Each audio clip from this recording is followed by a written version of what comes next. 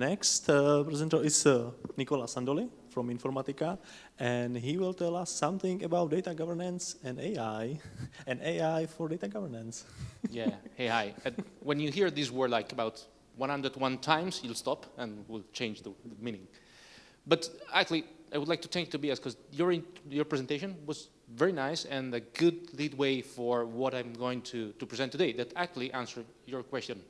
Now that we have these AI models and everything, and it's working, and we see example that how it's grounded in really concrete example, well, how do we govern AI? And what's the relationship between AI and data governance? So thanks to the previous presentation, I will not be focusing on this one, and I will not be presenting this slide about the numbers and everything that was presented in anyway in the previous section.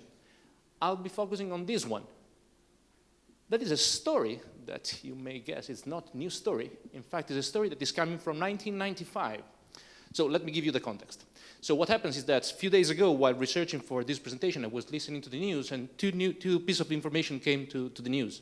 The first one was about the price of eggs. Have you heard about that in the United States? It's rising because of the bird flu, and right now is something like 125 coronas, $5 per pack, okay? And the next news was about the statistics and the polling about the presidential election and something like that, okay?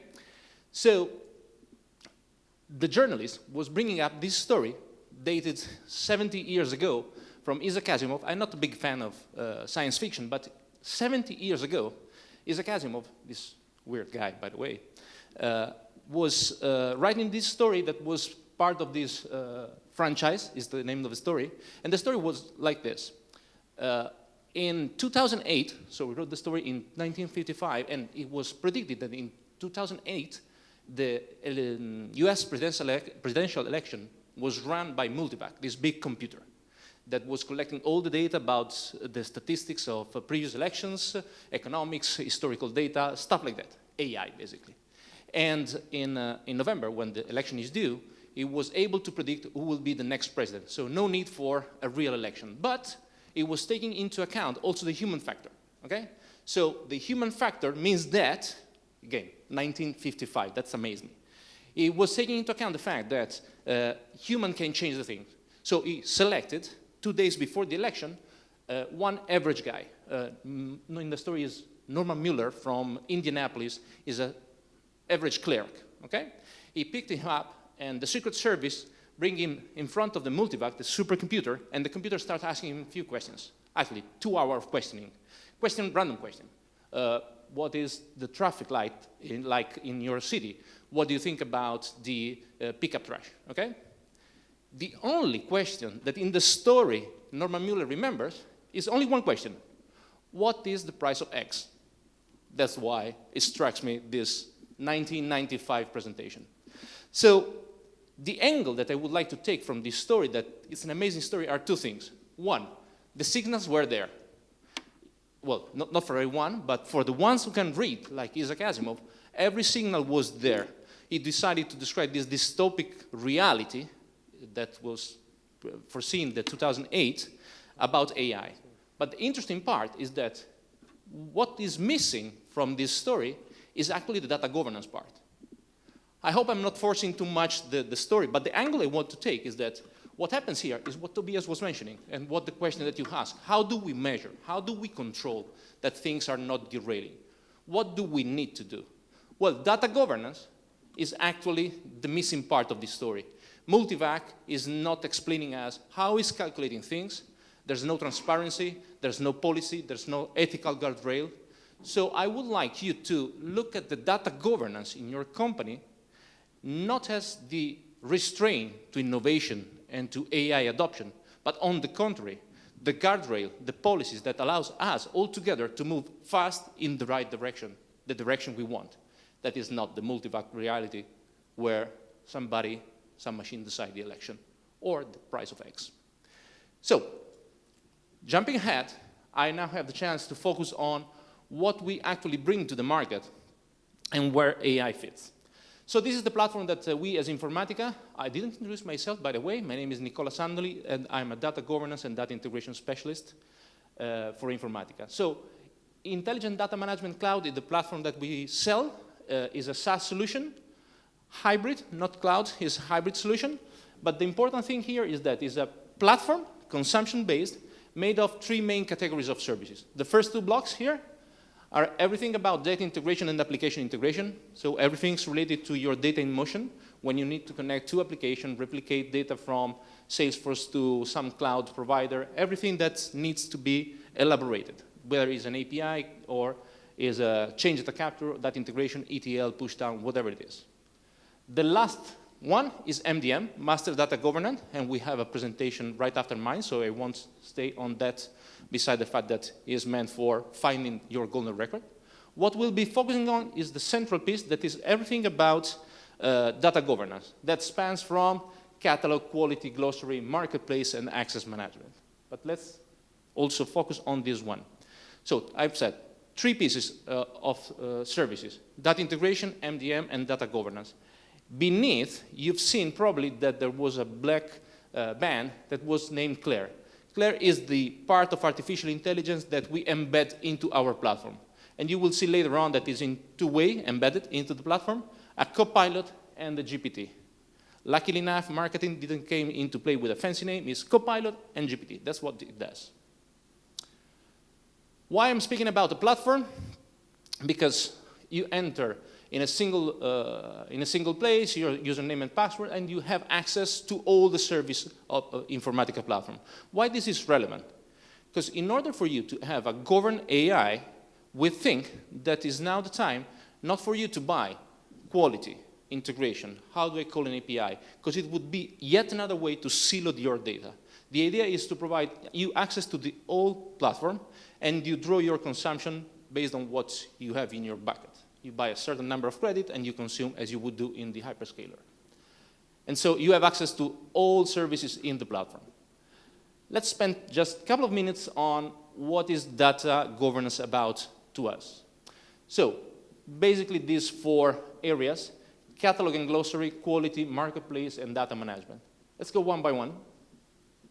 Yes? Yeah, I spent time in this animation. That's something I spent time yesterday night. So one thing about catalog.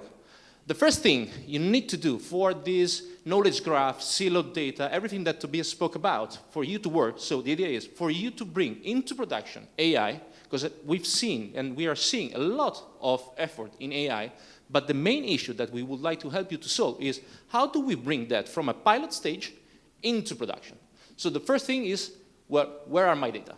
This is technical lineage, okay?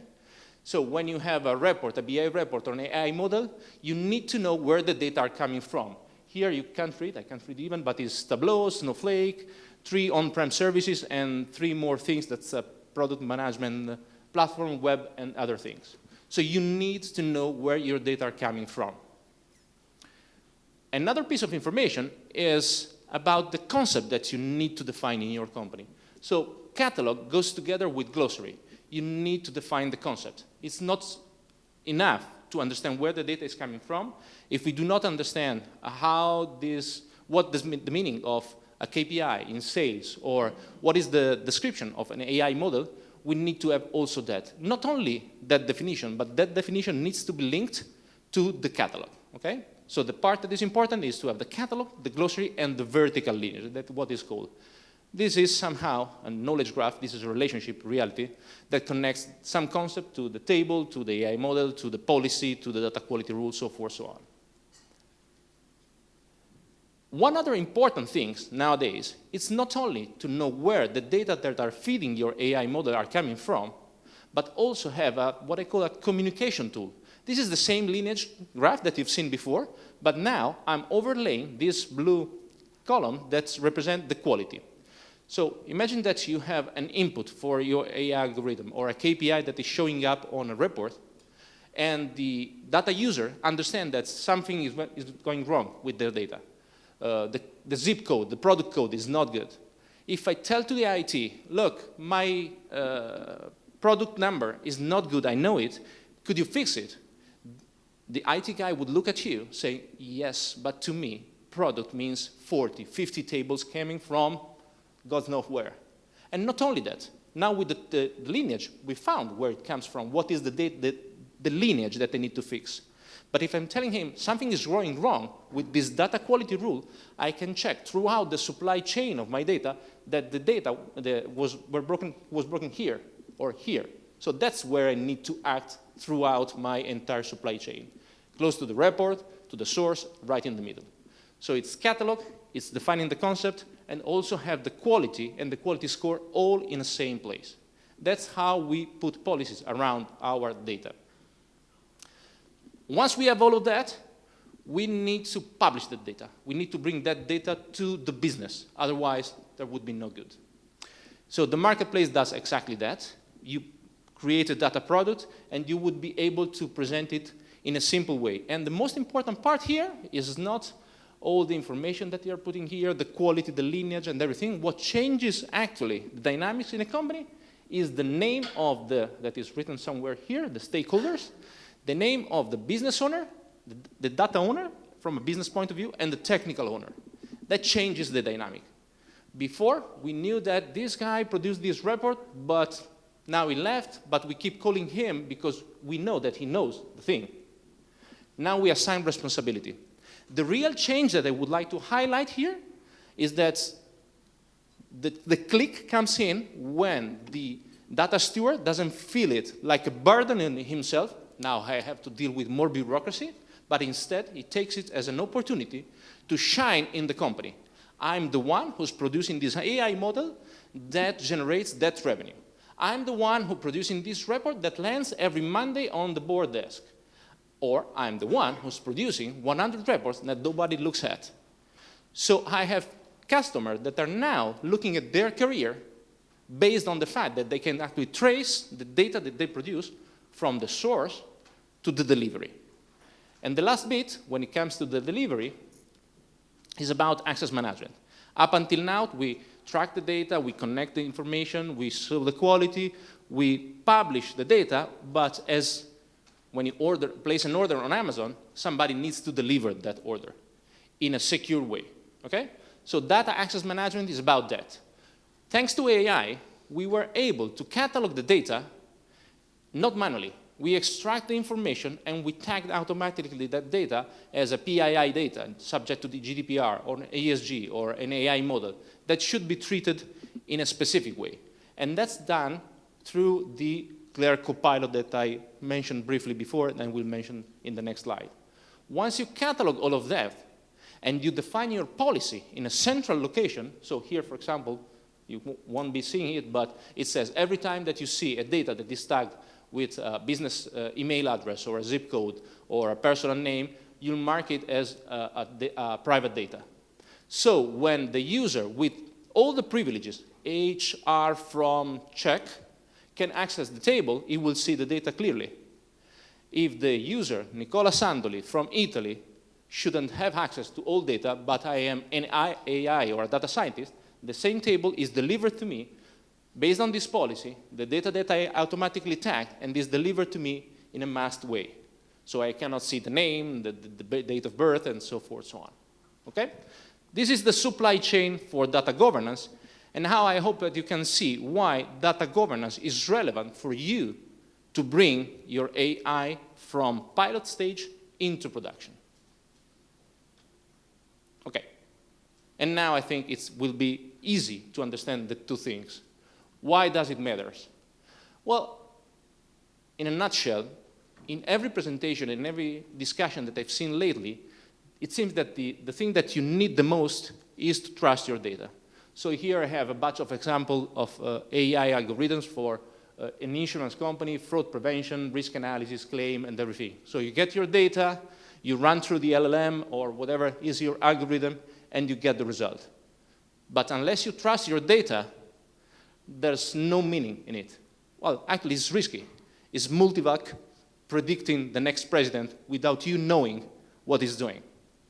So having data quality in your data is a must-have. You need to make sure that the before and after looks good to you. I don't think I need to stress anymore that concept. I think it's clear to everyone here. The important part is, to me, is to have a data quality solution that can span from governance scores, data remediation, put your bed record in a way that you can interact it, and do not purchase and procure different tools that do not speak one each other. So pay attention to that as well. To me, what is relevant is that you have a platform. It's better if you have the Informatica one, but at least have a platform if you don't want the Informatica at all. But this one is better. So, but data quality is not the end of the story. I think it's part of the story. Well, yet another slide with the iceberg. The iceberg and the pyramid, I think, are the two icons most used in every presentation. I have this one as well. So 20% of the effort, what I mean, it actually works, this metaphor. So your board committee is defining your AI strategy, new algorithms, everybody's working on it, but it's just the tip of the iceberg. We all knew that there's a whole crew that is working on data quality, data integration, governance, automation, auto-tagging of the data, and making sure that your data is available. That's the only way and the only approach you can have in order for you to sail safely to destination. In other words, probably this 60-20-20, not sure where we get this data from. I think it's more for saying that this is the central piece of next year for you, but it's probably worth only a little bit of the effort. The big part is preparing the data, doing the old preparation, and then make sure that you deliver your data in a good way, that is trusted, that is safe, that is secure, that is readable, that is traceable. You need to put a guardrail on your AI to prevent that it goes wild. The other side of the story is the one that I mentioned at the beginning.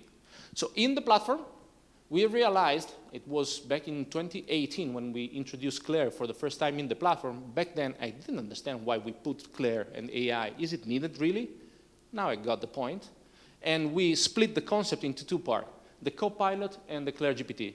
The Copilot is spread across the platform, so it helps you in doing many things while you are working. And the Claire GPT is basically a GPT, but you will see in a few clicks. When we are speaking about Copilot, where it is, what we can do, well, it can suggest the sourcing where you should get your data from.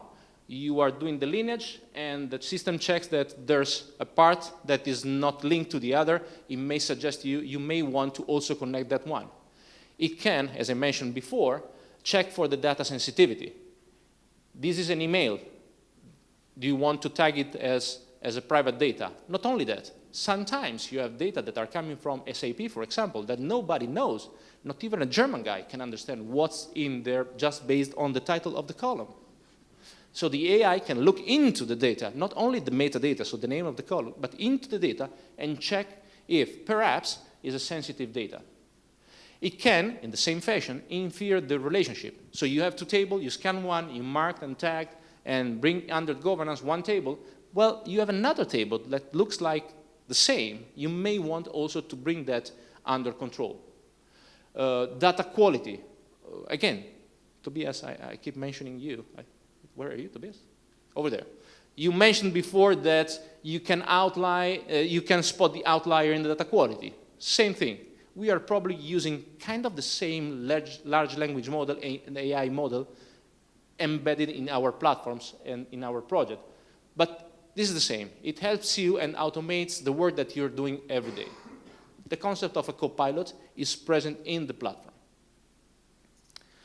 On the other part, demo is just a bookmark for me to market the fact that in the afternoon, if you are interested, you will see the actual demo at the workshop there, so stick around. Here I just have a few slides that show you how Claire GPT works.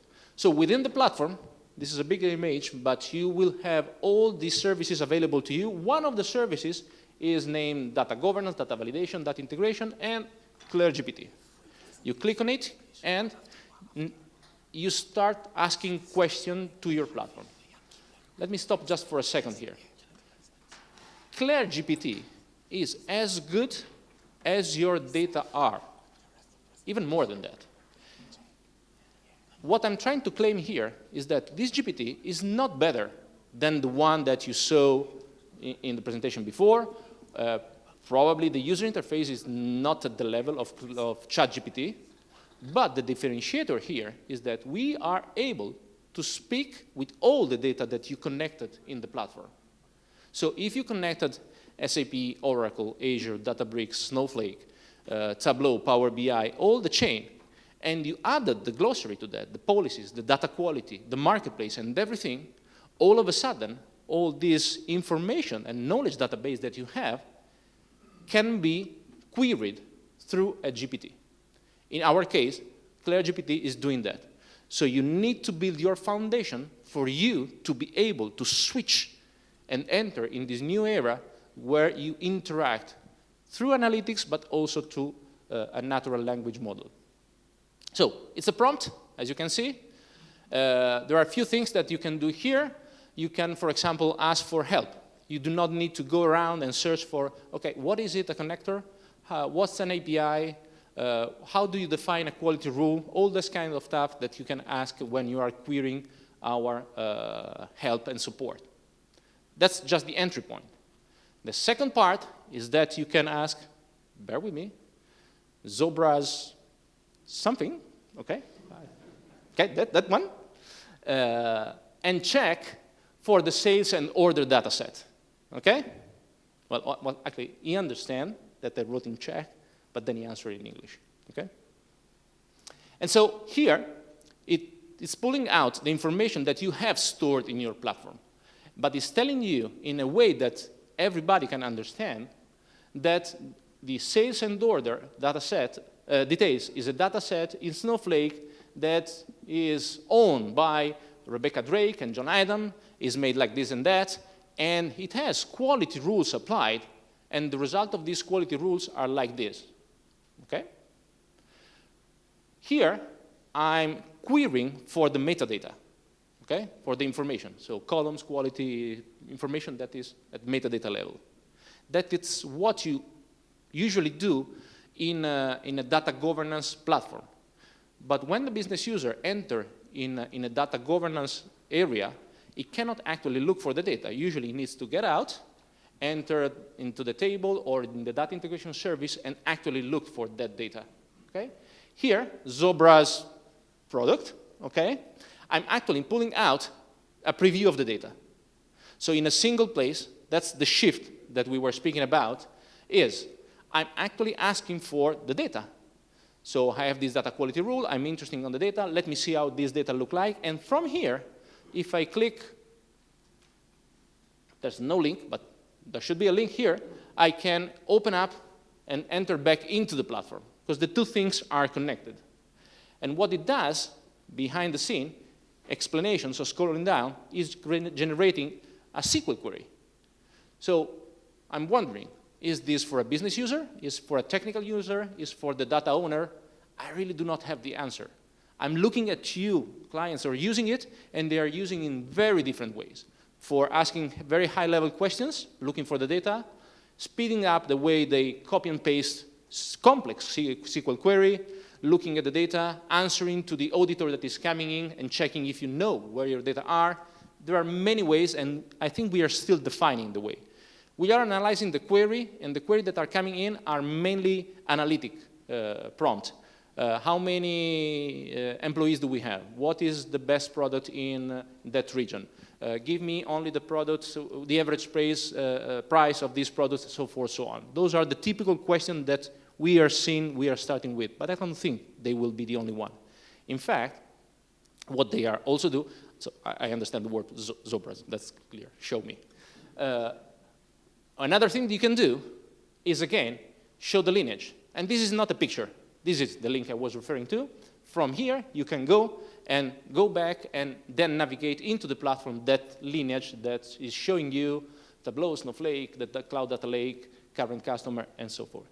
Many more things that you can do, and much more will come into the Claire GPT that is part of our platform. So, in conclusion, what is the value of AI? And that's the quotation from Edward Nguyện. I would recommend to take his class. I learned a lot from this class. Not too high, not too technical. This is a Coursera. He's actually the founder of Coursera. And his famous statement is this one: AI is the new electricity, in the sense that somebody was asking him, is AI the new oil? And he says, not that much. Data is not about oil. And if you want to measure the impact of AI, you should think about it as electricity that is used everywhere. What is the value of having electricity? Where should I use AI? Everywhere.